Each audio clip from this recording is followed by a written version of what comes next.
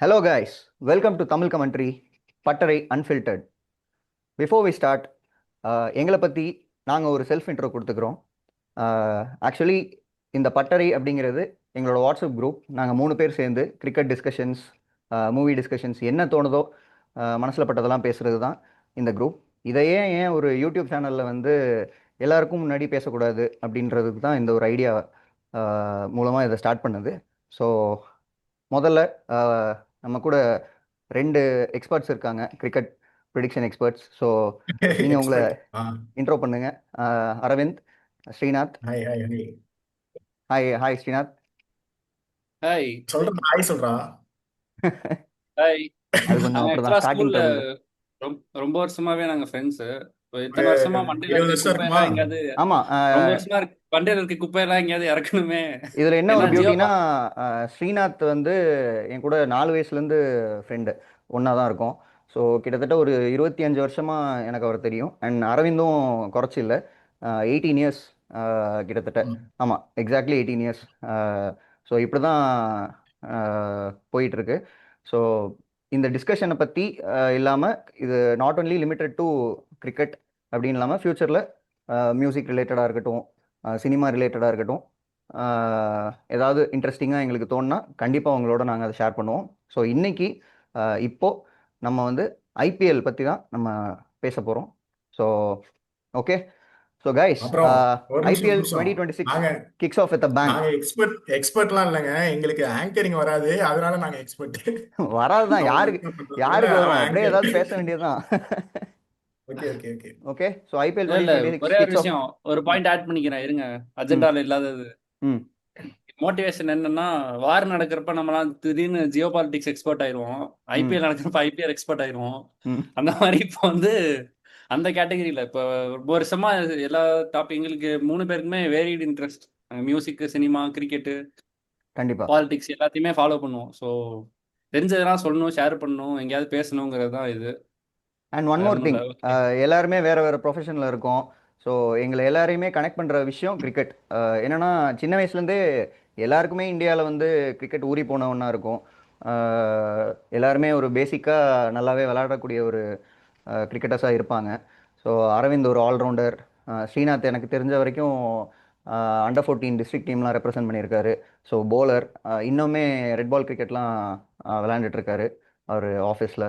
So அரவிந்தும் நானும் வந்து ஹரியும் under 14லாம் ஆடி இருக்காரு. ஆமாம், ஹரி எப்போல்லாம் வந்து முடியுதோ டான் நாங்கள். பாஸ்கோட அடிச்ச டான் பாஸ்கோட அடிச்ச ஆமா 50 வந்து இன்னும் தஞ்சாவூர் சர்க்கிள் நீங்க போய் யார்கிட்ட கேட்டாலும் சொல்லுவாங்க. அது அப்படிலாம் சொல்ல மாட்டேன், ஆனா அது எங்க எல்லாருக்கும் தெரியும். ஆமா. ஓகே. ஸோ அதான். ஸோ ஓகே, ஸ்டார்ட் பண்ணலாமா? Okay. Okay let's okay okay. Begin. So RCB take on SRH in the opening clash. Two power pack teams, okay, explosive top orders and serious question about bowling attacks. என்ன நினைக்கிறீங்க? நான் first சொல்றேன், ம் இந்த SRH lineup இருக்குல்ல, இந்த 11 எடுக்கிறத கூட கஷ்டமான வேலை நான் நிறைய பார்த்தது இல்ல. என்னடா பண்ணிருக்கீங்கிற மாதிரி தான் இருக்கு உண்மையிலே. சத்தியமா அது பவர் பேக் டீம் தான். அபிஷேக் சர்மா, டிராவிஸ், இஷான் கிஷன், இது 3 பேரும் நீ யார்கிட்ட கேட்டாலும் சொல்லுவாங்க. ம் அதுக்கப்புறம் பார்த்தீங்கன்னா, நீ என்ன மாதிரி வேணா 11 எடுக்கலாம். அது ஒரு 11 எடுக்க ஒரு 7-8 பேருக்கு மேல நீ யாரை எடுக்கிறது, யாரை போடுறது, நீ என்ன மாதிரி காம்பினேஷன் ப்ரோ, பண்ணியிருக்காங்க உண்மையிலே புரியல உண்மையிலே. சிஎஸ்கே பாக்குறீங்களா இல்ல எஸ்ஆர்சி தான் பாக்குறீங்களா? டேய், தலை இல்ல ரூல்ட் அவுட். சிஎஸ்கே அதனால இப்ப 2 வாரம் நான் அமைதியா இருக்கேன். சிஎஸ்கே தான்டா அப்படி இருக்கு. சரி ஓகே சொல்லு. சரி, இப்ப அபிஷேக் சர்மா 11க்கே நான் நேரா போயிடுறேன். இது தாவு இல்ல இல்ல கழுவிடுச்சு ஃபர்ஸ்ட் உண்மையிலே. பவுலிங். இல்ல எஸ்ஆர்எஸ் உண்மையிலே இந்த பவுலிங் 11 அவ்வளவு வீக்கா எடுக்கிறதுலே தான் வந்து இருக்கு. தங்குவா இறந்து போச்சு. உண்மையிலே சொல்றேன். Abhishek Sharma, Travis Head, Ishan Kishan, Heinrich Klaasen.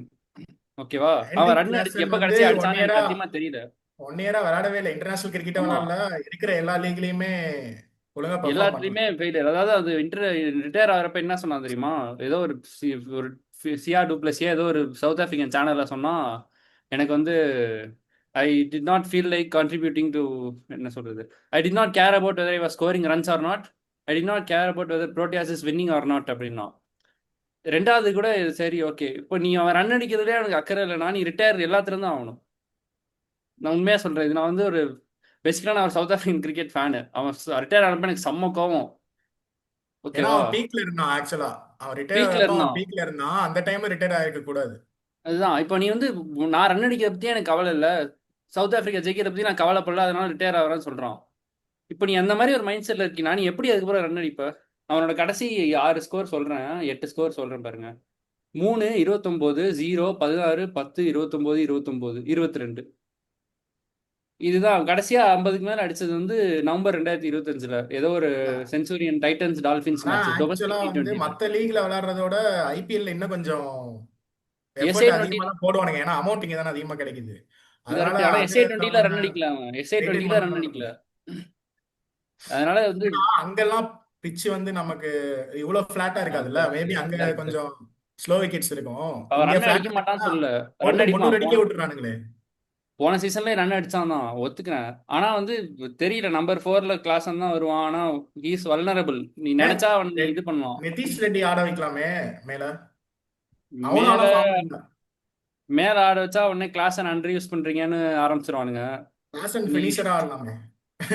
இல்லாட்டி கிளாஸனை தூக்கி வெளியில எஸ்ஆர்எஸ்ல இது போட்டு ஒரு பிரச்சனை. வில்சனை போடு. எஸ்ஆர்எஸ்ல இன்னொரு பிரச்சனை இருக்கு. டேனியல் விட்டோரின்னு ஒருத்தர் இருக்கான். நான் டேனியல் விட்டோரியோட பெரிய ஃபேன். சரியா, நம்ம எல்லாருமே ஃபேன். நான் ஸ்பெக்ஸ் போட்டு சின்ன வயசுல அவன் ஆக்ஷன்ல போட்டு நான் விட்டோரியாலாம் நிறைய ஃபீல் பண்ணியிருக்கேன். அவன் டெஸ்ட்ல விக்கெட்டே எடுக்க மாட்டான், ஆனா ஒரு 45 ஓவர் போட்டு 90 ரன் கொடுப்பான். அவன் டேனியல் விட்டோரி ஏதாவது கோச்சா இத்தனை வருஷமா கோச்சா ஏதாவது ஒரு டைட்டில் அடிச்சு ஒரு ஞாபகம் இருக்கா? தெரியலையே. ஆர்சிபில ஏதாவது இருக்கு. இருக்கான். திருப்பி ஆமா அங்க இருந்து ஆமா. வேற எங்கேயோ போவோம். எல்லா ஆக்ஷன்லயும் ஏதாவது ஒரு டேபிள்ல உட்காந்துருப்பாரு. ஆனா ஏதாவது கிளாரிட்டி இருக்குமா அப்படின்னா கிடையாது. இப்போ கம்மின்ஸ் ஃபிட்னஸ் பத்தி கொஸ்டின் கேட்டானுங்க, ஓகேவா? இஸ் பீன் இன்க்ரெடிபிளி ஃபிட் அப்படின்றான். First half of the season அவன் ரூல்ட் அவுட். ஸோ அப்புறம் ஏன் வந்துட்டான்? இப்ப ஏன் வந்தான் அவன்? வந்துட்டானா அவன்? வந்துட்டான். அவன் கம்மின்ஸ் இல்லாதவர் எவ்வளவு பெரிய ஓட்டான்னு உனக்கு நான் சொல்றேன் பாரு. ஸோ இது கமின்ஸ் ஓகே. இருந்தாலே டம்மி தான்டா அந்த டீம். இருந்தாலாச்சு நடுவில் வந்து அது பிரிட்ஜுன்னு வாங்கல, அந்த 6 வரைக்கும் பேட்டிங் இருக்கும், கரெக்ட் கரெக்ட். அதுக்கப்புறம் அவன் பெரிய டெய்லா பேட்டிங்லயும் இருக்குங்க. கான்ட்ரிபியூட் பண்ணுவான். இப்போ டெய்ல் எவ்வளவு பெருசா இருக்குன்னு பாரு. இப்போ ஹென்ரி கிளாசன் 4, 5 வந்து லியம் லிவிங்ஸ்டன் வந்து இல்ல இல்ல அவன்லாம் ஹிட் அண்ட் மிஸ். ஆனா வேற வழி இல்லை அவனுக்கு. இப்போ காமிந்து மெண்டிஸ்க்கு நீ லிவிங்ஸ்டன் தான் ஆடணும். அவன் 300 அடிக்கணும்னு சொல்ற எல்லா மேட்சும் ஏய், எஸ்ஆர்எச். இவன் அனிகேத் வர்மா, நிதிஷ்குமார் ரெட்டி 5-6, இப்போ லிவிங்ஸ்டன் எதுக்கு இவ்வளோ எடுத்தீங்க? லிவிங்ஸ்டன் 7. பேக்கப் 7ஆ? சரி, ஓகே. இல்ல அதான் 5-6-7 அவங்கள வச்சுங்க. இல்ல இல்ல, இப்போ நீ காமிந்து மெண்டிஸ் எல்லாம் நீ அவன்லாம் ஆட ஆட முடியாது. முடியாதுங்க. டேய் அவன்லாம் ஆட முடியாதுடா. அதுதான். சரி, இப்போ லிவிங்ஸ்டன் 5, நிதிஷ் 6, அனிகேத் வர்மா 7. சலீல் சலீல் அரோரான்னு அரோரா. யாரும் இருக்கானாமே, சலீல் அவன் அரோராக்கு யாரு? பயங்கரமா எல்லா சீசனும் ஒருத்தனை ஹைப் பண்ணுவானுங்க தெரியுமா? ஆமா இவன் தான் அது. அவன் நம்ம ஆர்சிபில பார்த்தா திடீர்னு வியான் மங்கேஷ் மல்ஹோத்ராலாம் மங்கேஷ் யாதவா? மங்கேஷ் யாதவ் ப்ரோ. மங்கேஷ் மங்கேஷ் யாதவ் யாதவாவது கண்டிப்பா நல்லா பரவாயில்ல, நான் வருவான். ஒத்துக்கிறேன். அவன் லெஃப்ட் ஆர்ம் போடுறான். எஸ்தயார ஸ்குவாட்ல வச்சு அதை பத்தி நம்ம அடுத்து ஆர்சிபி ப்ரோ, பத்தி நம்ம பேசும்போது நான் ஆர்சிபியை அங்க பத்தி வரேன். நெக்ஸ்ட் போவோம். நீங்க கம்ப்ளீட் அடுத்து பண்ணுங்க. போவோம். So SRH. அதான் கம்ப்ளீட் பண்றேன். Sir Livingstone, SRH Nitish, 11 first. Aniket Varma. இரு, Aniket Varma 7, Harshal Patel, Jaydev Unadkat, Eshan Malinga, Zeeshan Ansari leg spinner. Okay. இதுதான் 11. இம்பாக்ட் சப் வந்து ஹர்ஷ் தூபே வச்சுப்பாங்கன்னு நினைக்கிறேன். இல்ல சலீல் அரோராவா, அது ஒரு கொஸ்டின் சரி இருக்கு. ப்ரோ, நீங்க ஏன் இவ்வளவு சீரியஸ் அரோராவா ஆகுறீங்க? அவன் எனக்கு என்ன வந்து பண்ணுவான் ஆக்சுவலா? எனக்கு சீரியஸ் அவன் என்ன கொஸ்டின்ஸ் பவுலரா இருக்கு. பேட்ஸ்மேனா? எனக்கு சீரியஸ் கொஸ்டின்ஸ் இருக்குது. ஆர்சிபி போலிங்கும் வந்து கிட்டத்தட்ட கொஞ்சம் டொங்கலாக தான் இருக்க மாதிரி இருக்கு, ஃபீல் ஆகுது. இல்ல இல்ல சரி, இது ஆர்சிபி வரப்ப எஸ்ஆர்எச்ல சொல்றேன். லாஸ்ட் இயரோட இந்த வருஷம் கொஞ்சம் டவுன் கிரேட் தானே ஆயிருக்கு. லாஸ்ட் கண்டிப்பா இயர் ஷமி கூட இருந்தான். கண்டிப்பா. ஆமா. ஷமி மேபி ஃபிட்னஸ் இல்லையா என்னன்னு தெரியல, அதனால ரிலீஸ் பண்ணிட்டானுங்க. இப்ப பட் ஹர்ஷல் பட்டேல் ஒருத்தர் உனத்கட்டு, இருக்கான். அவன் எப்படியும் ஒரு ஹர்ஷல் 20 விக்கெட் பட்டேல்லாம் எடுத்துருவான். ஃபேக் எண்ட் ஆஃப் த கெரியர்ல தான் இருக்காங்க. ஆனா அவன் கொஞ்சம் எப்படி திருடி ஒரு 15 விக்கெட் எடுத்துருவான் அவன். அவன் தான் இப்ப எடுத்துருவான். அவனுக்கு leader of the attack Cummins வர வரைக்கும். இஷான் மலிங்கா ஃபிட்னஸ் கிளியர் பண்ணிட்டான். Ishan Malinga.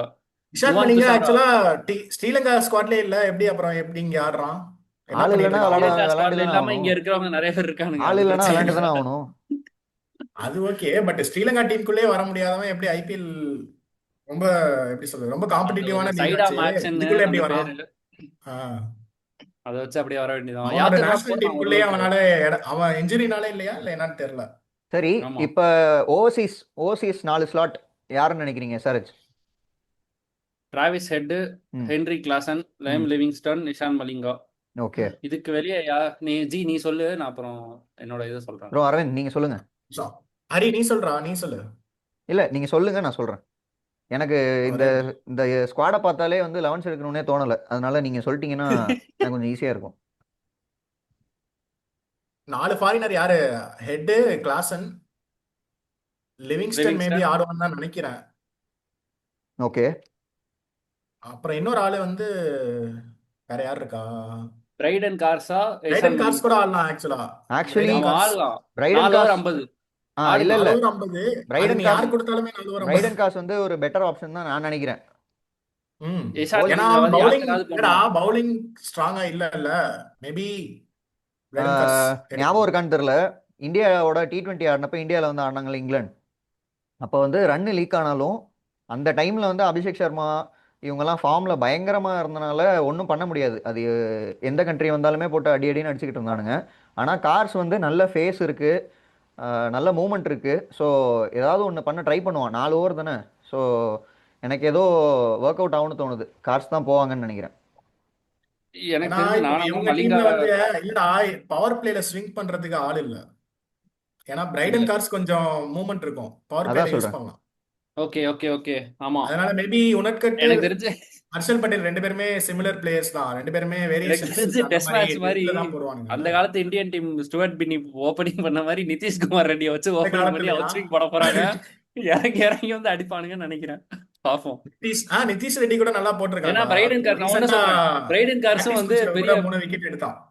Brydon test cars பெரிய மேட்ச் பவர் பிளே ஸ்பெஷலிஸ்ட்லாம் கிடையாது. அவனுக்கு பால் இம்மி அளவு கூட ஸ்விங் ஆகாது. இல்ல ஆனா ஒரு இருக்கிற ஒரு ஆளுங்கள்ல அவன் இல்ல ஏதோ இல்ல பரவாயில்ல.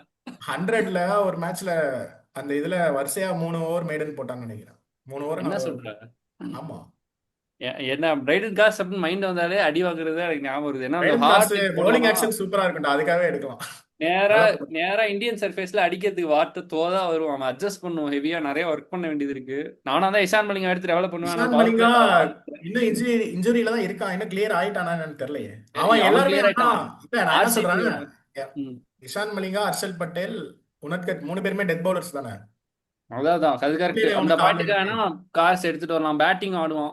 இவனுக்கு தான் எஸ்ஆர்ஹெச் 300 அடிக்கணும் 450 அடிக்கணுங்கிறாங்கல்ல, அந்த ஆமா பிலாசபில வருவான். ஆமா, பேட்டிங் ஆடுவான். இல்லை அவனுக்கு அப்படியே அப்படியே ஒரு வேளை பேட்டிங் ஆடுறது கொலாப்ஸ் கொஞ்சம் லாங்கா ஆனாலுமே இருக்கும். வந்து ஏதோ ஒன்று பண்ணுவான் நின்று அப்படின்னு தோணுது பேட்டிங்கில். ஓகே. சரி, இப்ப என்ன பிளேயிங் 12 யார் யாரு? ஆமாம் சொல்லுங்க. இரு, இதுல விட்டு போனதெல்லாம் சொல்லிடுறேன். Playing 12 Abhishek Sharma, Travis Head, Ishan Kishan, Heinrich Klaasen, Livingstone, Nitish Reddy, Aniket Varma, Harshal Patel, Unadkat, Brydon Carse, Zeeshan Ansari, Harsh Dubey வந்து இவங்க இந்த சலீல் அரோரா, சப்ஸ்டியூட். இம்பாக்ட். ஹர்ஷ் துபே, சலீல் சலீல் அரோரா. அரோரா வந்து அதான் சாரி, இன்னொரு பேட்ஸ்மேன் வேணும்னா அனிகேத் வர்மா, சலீல் அரோரா 2 பேரும் ஆட முடியுமான்னு எனக்கு தெரியல. ஒரே ஓகே. கேட்டகரி தான். இன்னொரு இது ஒரு ஸ்மரன் ரவிச்சந்திரன் ஒருத்தன் பயங்கரமா செம்ம ரஞ்சி டொமஸ்டிக்ல பிளேயர், லாஸ்ட் 2 இயர்ஸ் செம்ம Ranji heavy player. Performance. 75 average, செம்ம 75 ரஞ்சி ஃபர்ஸ்ட் கிளாஸ் ஆவரேஜ் தான் வச்சிருக்கான். பாக்குறப்பெல்லாம் அடிச்சு ரன் எங்க ஸ்கோர் எல்லா கார்டு நீ ஃபார்மேட்லயும் எடுத்தாலும். அடிக்கிறான்டா. ஆமா, ஆனா அவனுக்கு இந்த லைனப்ல வந்து 6 சீட்டர் ரோல் தான் வேணும். அதுக்கு நீ அனிகேத் இல்ல சலீல் தான் எடுப்பாங்கன்னு எனக்கு தெரிஞ்சு நினைக்கிறேன். 1 to 7 எல்லாருமே வந்து ஹிட்டர்ஸா இருக்காங்க. ஆங்கரிங்க்கு யாருமே இல்லாத மாதிரி இருக்கு. மேபி அனிகேத் வர்மா வச்சு அவன் பேர் என்ன ஸ்மரனை இல்ல உள்ள அதான் இறக்கலாம். எஸ்ஆர்ஹெச் வந்து கிளியரா சொல்லிட்டாங்கல்ல, நாங்க ஆங்கரிங்லாம் பண்ண மாட்டோம். கொலாப்ஸ் ஆகி 100க்கு ஆல் அவுட் ஒண்ணு ஆகும். இல்லைன்னா 250 280 இல்லாட்டி ஃபார் கேரி 80 அடிக்கும். All out. ஸோ இதை வச்சு டைட்டில் ஜெயிக்க முடியாதுன்னு உங்களுக்கு தெரியும். ஆனாலும் நாங்க அப்புறம் அதுதான் எதுக்கு பண்ணுவோங்கிற விளையாண்டுக்கிட்டு? அந்த பிலாசபி, பேஸ்பால் தான் ஆடுவோம் அப்படின்னு ஒத்த மேபி காலில் இல்ல நின்று ஆஸ்டர்ஸ்ல அடி வாங்கின மாதிரி இங்க ஃபர்ஸ்ட் ஒரு அடி. இப்படி ஆடுவானுங்க, போக போக ஸ்மரன் ரவிச்சந்திரன் ஆட வாய்ப்பு இருக்கு. ஏன்னா நல்ல டெக்னிக்கல் பேட்ஸ்மேன், ஆடலாம். கரெக்ட். ஸோ ஜீசான் அன்சாரி அவனை தான் ஸ்பின் நம்பி இருக்காங்க. ஸோ இப்போ சிவாங் குமார்னு யாரோ ஒரு லெஃப்ட் ஆர்ம் ஆமா அவனு ஆர்த்தடாக்ஸ். ஓம்கார் தர்மாலே, சிவங் வர்மாலாம் சொல்றாங்க. ஆனா சிவாங் ஸ்டார்ட் பண்ணுவாங்கன்னு சிவாங் எனக்கு தெரியல. குமார் ஏன்னா வந்து மேபி சைனாமேன் பவுலர் போல, அவனையும் ஆமா ஹெவியா ரேட் பண்றானுங்க. மேபி ப்ரோ எல்லா வர டீம்லேயும் வாய்ப்பு. எல்லா தடவையும் இந்த மாதிரி ஒரு சைனா மேனு அப்படி இப்படின்னு ரேட் பண்ணிட்டு தான் இருப்பானுங்க. பார்த்தா 11ஸ்ல இருக்க மாட்டானுங்க. அதெல்லாம் விடுங்க. சிவில் கௌசிக்னு ஒருத்தன் அப்படி வந்து திடீர்னு போட்டுட்டு 2 இருந்தான். வருஷம் கழிச்சு அன்சோல்ட் ஆகி இரலவெண்ட் ஆயிருவானுங்க. ஆர்சிபியில் ஹிந்தி இப்படி தான் கம்பெனிக்கு வந்துருவாங்க. ஆர்சிபியில் இப்படி தான் 3 வருஷத்துக்கு முன்னாடி ஹிமான்சு சர்மான்னு ஒருத்தவனை கொண்டு வந்தானுங்க. ஓகேவா, அவன் அப்படியா? என்ன ஆனானே தெரில. அவனை அப்படி கேட்டா ஆகாஷ் அவனை சிங், கேட்டா ஆகாஷ் தெரியுமா 145 அவனை கேட்டா அரவிந்துக்கே கேபிஎல். ஞாபகம் இல்லை. யார் அவனு 3 நாள் முன்னாடி கேட்டான். யாரா, எனக்கு இப்பயும் தெரியலடா. டேய் சரி கிரைன்ஸ் விடுங்க. ஃபுல்லட்ராலாம் ஏதாவது ஸ்கோப் இருக்கா? கிரைன்ஸ் புல்லட்டர் எங்க இருக்காரு? இங்கதான் இருக்காரா? சாரஸ்ல தான் இருக்கு. ஆஷனா தான் அவரை கூவி கூவி வித்துட்டு இருந்தாரு. அதே மாதிரி ஆமா வாங்கிட்டாங்க. இல்ல இந்த தடவை ஓகே சலீல் அரோரா மேலதான் பயங்கரமா போடுறானுங்க ப்ரெஷரை. எஸ்ஆர்ஹெச் எல்லா தடவையும் என்ன ரஃபு பண்ணுவானுங்க, ஹிஞ்சி, திடீர்னு சலீல் ரேண்டமா அரோரா, கிரைன்ஸ் புல்லட்டரா எல்லாருமே வந்து சிவம் மாவின் ஒருத்தர் இருக்கான், அவனை விட்டுட்டீங்க. சிவம் மாவி இருக்கான். வானத்தை பார்த்து பூமியில் ஆ போடும் சிவம் மாவிக்கு ஸ்கோப் இருக்கு. அவன் எப்படியே பார்த்துட்டு போடுறான்டா. அவன் எப்படி போட்டாலும் நல்லா போடுவான்டா அவன். நல்லா போடுறானா? அவன் பவுலிங் போட்டே 2 வருஷம் ஆகுதுன்னு நினைக்கிறேன். தெரியல, ஆனா கடைசியா பேட்டிங் ஆடின செலக்ஷன் இந்தியா மேட்ச்ல நான் 4 விக்கெட் சொல்றேன். எடுத்தானோ.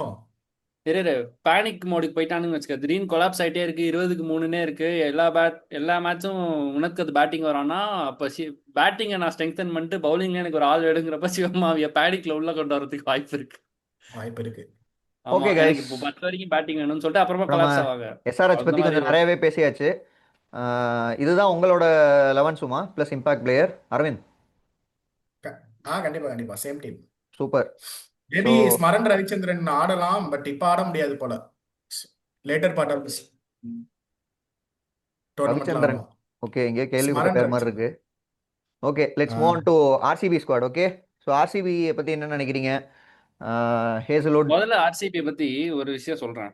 ம் இத்தனை நாளா எதுக்கு வந்து ஸ்குவாட்ல எஸ்டேல வச்சிருந்தீங்க? சப்போர்ட் பண்ணுறோம் ப்ரோ டீமை. இல்ல என்ன சப்போர்ட் பண்றீங்க? அவன் கோர்ட்ல கேஸ் நடக்குது, அதனால நான் எதுவும் கமெண்ட்லாம் இதில் நான் பண்ண மாட்டேன். ப்ரோ ஆனா இவ்வளவு பெரிய அலிகேஷன் ஒரு பிளேயர் மேல இருக்கு, இவ்வளவு நாள் நீ அவனை ஸ்குவாட்ல வச்சிருந்திருக்க, விட்டா ஆடவே வைப்பீங்க போல இருக்கு. அதுக்கு சரி, அந்த அளவுக்கு சப்போர்ட் பண்ணுறோம் ப்ரோ ஒரு ஃப்ரான்ச்சைஸா. டேய் சப்போர்ட்டா சரி ஓகே, நான் எதுவும் சொல்ல. உண்மை என்னன்னா இப்ப உங்களுக்கு தெரியுமா நடந்தா நடக்கலையான்னு? அது வந்து சப்போர்ட்ங்கிற வேர்டை மோபாபத் யூஸ் பண்ணான், சப்போர்ட் பண்றோங்கிறத. நீ சப்போர்ட், நீ எப்ப நீ சப்போர்ட் அந்த வேர்டை யூஸ் பண்ணா, இவன் உண்மையிலேயே வந்து தப்பு இல்லை இவன் மேல நீ தெரிஞ்சாதான் அந்த வேர்டை நீ யூஸ் பண்ணணும். ம் தப்பான வேர்டை யூஸ் பண்றாங்க. இன்னும் கேஸ் கோர்ட்ல இருக்கு, நீ சப்போர்ட்ங்கிற வேர்டை நீ யூஸ் பண்ண முடியாது. வி கெப்ட் ஹிம் இந்த ஸ்குவாட் வேணா நீ சொல்லலாம், கண்டிப்பாக. சப்போர்ட் டீம் நீ எப்படி சொல்லலாம்? தப்பு பண்ணாதவனா நீ சப்போர்ட் பண்ணணும். கைஸ், நம்ம ஸ்ரீநாத் கொஞ்சம் அப்படிதான், கிரிக்கெட் வந்துட்டா பயங்கரமா எமோஷனல் ஆயிடுவாரு. எஸ்தேல் வந்து ஆர்சிபிக்கா பயங்கரமா ஏதேதோ பண்ணியிருக்கான் செம்ம. கண்டிப்பா அந்த 5 பால் 5 சிக்ஸ் விட்டதுக்கு அப்புறம் தோனி சிக்ஸ் அடிச்சது, திருப்பி அதுல இருந்து கம்பேக் வந்து அந்த மேட்ச் ஜெயிச்சது, கண்டிப்பா அங்கதான் அந்த ரன்னே ஸ்டார்ட் ஆச்சு ஆர்சிபிக்கு. ஆக்சுவலா டிராஃபி ஜெயிச்சதுக்கு அவன் பெரிய பெரிய ரீசன். ரெண்டு கண்டிப்பா. பக்கமும் பால ஸ்விங் பண்ணுவான், பவர் பிளேல அப்படியே நிறுத்திடுவான். இந்த ம் இன்ஸ்விங் யாக்கர்லாம் இப்போ அந்த இந்தியன் பவுலர் போட்டு ரொம்ப நாள் ஆச்சு, left arm Indian bowler seamer போட்டு. ஆமா இந்தியன் காலப் கூட வந்ததுல அவனுக்கு நடுவுல ஆமா, ஏதோ ஒரு ஆனா மெயின் சீரீஸ்ல ஏதோ கொண்டு வந்தானுங்க, அப்புறம் திருப்பி இன்ஜுரி ஆகி போயிட்டான். அந்த ஆமா, அளவுக்கு அவ்வளவு ஃபார்ம்ல இருந்தான், நல்ல பிளேயர் தான். பட் ஒரு நல்ல விஷயம் ஸ்குவாட்ல வச்சிருந்ததுல எனக்கு இது இல்ல, உடன்பாடு இல்ல. அதுக்குள்ள கேஸ் முடிச்சுன்னு நினைச்சாங்களான்னு தெரியல. ஆனா அப்படிதான் நினைச்சிருப்பான். நல்ல வேளை மங்கேஷ் யாதவ் எடுத்தானுங்க, இல்லைன்னா அவங்க ரொம்ப மங்கேஷ். தெரியல இவன் பயங்கரமா பண்ண மங்கேஷ் போறானாலாம் தெரியல. ஆனா அட்லீஸ்ட் ஒரு பேக்கப்பாவது எடுத்தாங்க. இந்த இந்த வேலையெல்லாம் ஆர்சிபி வந்து ஒரு பல வருஷமா பார்த்ததே கிடையாது. இவங்க என்ன பண்ணுவாங்கன்னா லெஃப்ட் ஆர்ம் ஸ்பின்னர் எடுப்பாங்க வெளியே, அதை ரீப்ளேஸ் பண்றதுக்கு ஒரு ரைட் ஆர்ம் ஸ்பின்னர் எடுத்துட்டு வருவாங்க. அது சரி, அதை மேனேஜ்மெண்ட். பேலன்ஸ் பண்றதுக்கு பேட்ஸ்மேன் ஒருத்தனை டிராப் பண்ணி ஒரு பவுலர் ரைட் ஆர்ம் சீமர் அது ஆடணும். ஆர்சிபி மேனேஜ்மெண்ட் ஒவ்வொரு இதுக்கு மேட்சுக்கு முன்னாடி. 3 சேஞ்ச் இருக்கும். ஆர்சிபி மேனேஜ்மெண்ட் இதுக்கு ஒரு 2 வருஷம் முன்னாடி இருந்ததுக்கும் இப்போ ரீசெண்ட் 2 இயர்ஸ் இருக்கிறதுக்கும் பயங்கர டிஃப்ரென்ஸ் இருக்கு. ஸோ உண்மையிலே எக்ஸ்ப்ளோசிவ் பேட்டிங் லைனாக பவுலிங்லையும் பர்ஃபார்ம் பண்ணுறாங்க. லெவன்ஸை பார்த்தாலே இப்போ தான் வந்து ஆர்சிபியை பார்த்து பயப்படுற மாதிரி எல்லா டீம்ஸுமே உண்மையிலே இருக்குது. லாஸ்ட் இயர், போன இயரும், அதுக்கு முந்தின இயரும் இருந்தது, இந்த இயரும் அப்படி தான் இருக்குது. ஸோ பெட்டர் ஆகிட்டே வராங்க ஒவ்வொரு நாளும். மேபி மெயின் ரீசன் என்னன்னா, முன்னாடி எப்பயுமே பாத்தீங்கன்னா பேட்டிங் ஓரியன்ட் டீமாவே இருப்பாங்க. இப்போ ஆமாம் எப்படி சொல்றது, வரிசையா அந்த டாப் ஹெவி லோட டாப் 4 டாப் 5 இருக்கும். கீழே பார்த்தா ஒண்ணுமே இருக்காது, பில்டிங் ஸ்ட்ராங் பேஸ்மெண்ட் வீக் மாதிரி இருக்கும்.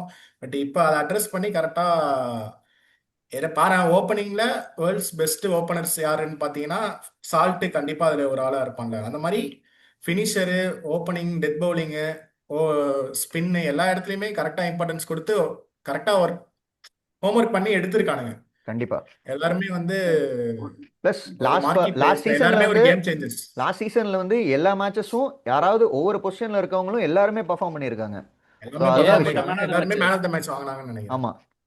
முக்கியமான ரீசன், ரேண்டமா கிரெடிட்ஸ் எல்லாரும் கொடுப்பாங்க ஆண்டி ஃபிளவருக்கு. ம் நம்ம கொடுக்குற ரேண்டம் கிடையாது. கெவின் பீட்டர்ஸனுக்கு ஆண்டி ஃபிளவர் சுத்தமா பிடிக்காது. ஏன்னா ம் வந்து பேட்டிங் பண்ணி முடிச்சதுக்கு அப்புறம் கிரவுண்ட் 4 ரவுண்ட் ஓடு அப்படின்னு சொல்லுவாரு, எனக்கு இதெல்லாம் பிடிக்காது அப்படின்னும். ஆனா அவன் ரெக்கார்ட் எடுத்து பார்த்தீங்கன்னா ஏன் ஆண்டி ஃபிளவருக்கு இவ்வளோ ஹைப் இருக்கு அப்படின்னா, ஹைப் வந்து ஜஸ்டிஃபைடு உண்மையிலே. ஏன்னா 2010 ஒரு இங்கிலாந்து வந்து T20, இங்கிலாந்து எப்பயுமே வந்து ஏதாவது ஒன்று ஸ்டார்ட் பண்ணுவாங்க, அதை சீரியஸாவே எடுத்துக்க மாட்டாங்க. 75ல வேர்ல்ட் கப் ஆரம்பிச்சா சீரியஸாவே ரொம்ப வருஷம் சீரியஸாவே எடுத்துக்கலாம் இவனுங்க வேர்ல்ட் கப் 92 வரைக்கும்.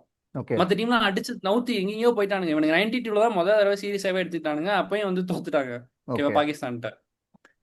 T20 அதே மாதிரி தான் 2007ல ஸ்டார்ட் பண்ணப்ப T20லாம் என்னது அப்படின்னானுங்க. அப்புறமா அவனுங்களை வந்து குரூப்பா வந்து சீரியஸா எடுத்துக்கங்கடா, நீங்க எல்லாம் மிஸ் அவுட் பண்ணிடுவீங்க, வேர்ல்ட் கப் மாதிரியே கடைசி வரைக்கும் நீ ஜெயிக்கவே மாட்ட 19 வரைக்கும்ட்டு 2010ல வந்து T20 வேர்ல்ட் கப் இங்கிலாந்து ஜெயிச்சதுக்கு ஆண்டி ஃபிளவர் முக்கியமான காரணம்.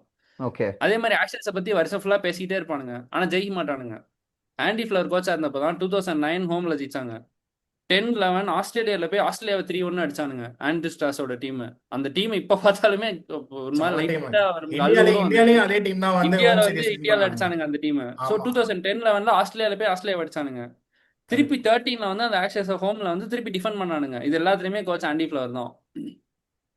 ஓகே பிளேயரா ஸ்டாட்ஸ் எடுத்து பார்த்தா ஆண்டி ஃபிளவர் வந்து பயங்கரமான, அதாவது ஜிம்பாப்வேல ஒரு அவுட்லேயர் மாதிரி 55 ஆவரேஜ், பயங்கரமான பிளேயர். இந்தியாவோட ஸ்வீப் பெருக்குன்னு பெருக்கி தள்ளி ஒரு சீரீஸ்ல 200 300 அடிப்பாரு. அங்கேயே பயங்கர ரெஸ்பெக்ட், கோச்சிங்லயே அதே மாதிரி வேற லெவல் ரெஸ்பெக்ட். ஆர்சிபி வந்து ஒருத்தர் டிராஃபி ஜெயிக்க வச்சிருக்கான். கண்டிப்பா இது வந்து இப்ப அடுத்து சவுத் ஆப்பிரிக்காவுக்கு தான் போகணும் எனக்கு தெரிஞ்சு ஆண்டி ஃபிளவர். கண்டிப்பா இருக்கட்டும். ஆர்சிபில இன்னும் ஒரு 4-5 வருஷம் இருக்கட்டும். இன்னும் ஒரு 2-3 டிராஃபி கிடைக்குதான்னு பார்ப்போம். பயங்கரமான எந்த லீகை தொட்டாலும் டிராஃபி தான். ஏதாவது ஒரு லீக் போவாரு, ஒரு எல்லா வருஷம் டீம் செட் லீக்லயுமே பண்ணுவாரு, டிராஃபி அடிச்சிட்டான். அடுத்த 2வது வருஷம் டிராஃபி திருப்பி போவாரு, ஒரு வேற லீக் போவாரு. அங்கே ஒரு வருஷம் டீம் செட் பண்றதுக்கு இதாகும், ஏகப்பட்ட கொஸ்டின் மார்க் வரும், என்னது மாத்தவே மாட்டீங்க நிறையா, அப்படியே தான் இருக்குன்னு.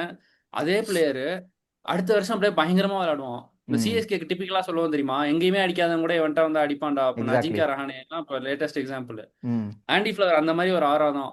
பயங்கர கண்டிப்பா ஸ்ட்ரிக்டா வேலை வாங்குற ஒரு ஆளு. ஆனா இப்போ வயசானதுக்கு அப்புறம் கொஞ்சம் டோன் டவுன் ஆயிருக்காருன்னு நினைக்கிறேன். ஆனா முன்னாடிலாம் ரொம்ப ஸ்ட்ரிக்ட். கண்டிப்பா செம்ம கோச். மோ பாபத்னு ஒருத்தன் இங்கிலாண்டோட இருந்தான் 19 வேர்ல்ட் கப்ல. அவனும் ஸ்ட்ராட்டஜிஸ்ட் மாதிரி தான். அவன் இந்த ரெண்டும் வந்து ஒரு டெட்லி காம்போ. கூட தினேஷ் கார்த்திக் வேற பேட்டிங் கோச்.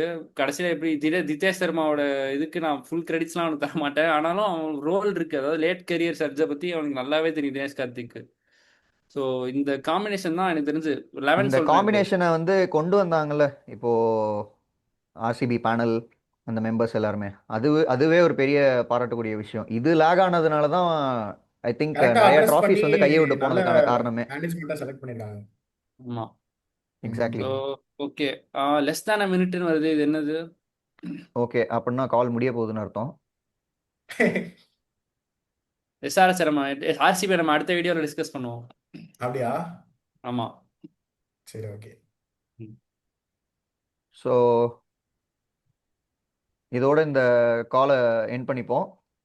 ஆர்சிபியை பற்றி நெக்ஸ்ட் காலில் கனெக்ட் ஆகும். ஓகே அதுல இருந்து பிடிப்போம். Okay Yes. Bye bye bye. Stop recording.